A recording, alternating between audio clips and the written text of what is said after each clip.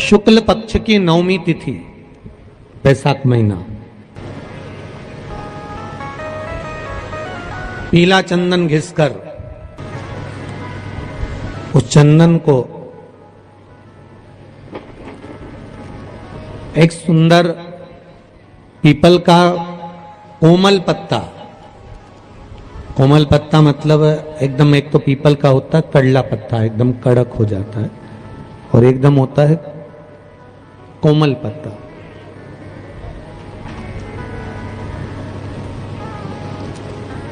उस पीपल के कोमल पत्ते पर पीला चंदन घिसकर, जो वह चंदन होता है, उस चंदन को घिसकर उस चंदन को उस पत्ते पर रख ले। और महाराज उस पत्ते को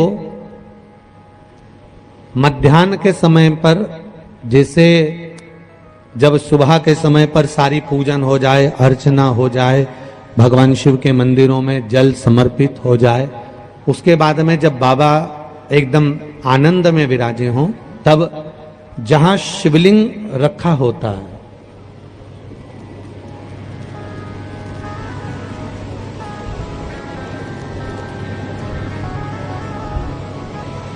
जैसे ये शिवलिंग है और ये कटी भाग जहां शिवलिंग रखा हुआ है, इस कटी भाग पर जहां शिवलिंग रखा है उसके पास में ही 3 उंगलियों से चंदन का लेपन उस कटी भाग पर करना है। जो उंगलियां लगी रहेगी उसी को अशोक सुंदरी वाली जगह पर स्पर्श करना है, और अशोक सुंदरी वाली जगह पर स्पर्श कर कर कुछ देर तक चंदन लगे रहने देना है। उसके बाद में उस चंदन को वापस निकाल कर लेकर आना है। कटी भाग पर जो लगाया गया है उसको भी निकाल कर वापस लेकर आना है। फिर बाबा का स्नान नहीं कराना है, केवल चंदन लेकर आना है, उसी पीपल के पत्ते पर रखकर। एक डिब्बी में उस चंदन को आप रख लीजिए।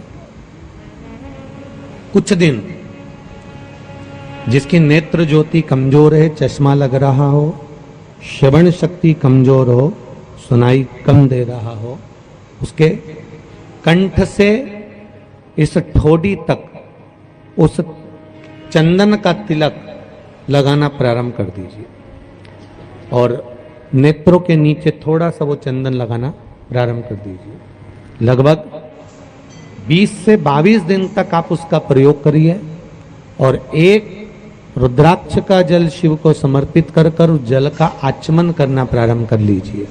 लगभग 22 दिन लगेंगे। धीरे धीरे फिर जाकर डॉक्टर को जांच करा लेना, नेत्र की ज्योति बढ़ना प्रारंभ हो गई है। पर विश्वास के साथ में, भरोसे के साथ में, क्योंकि सबसे मूल अगर कुछ है तो विश्वास मूल है।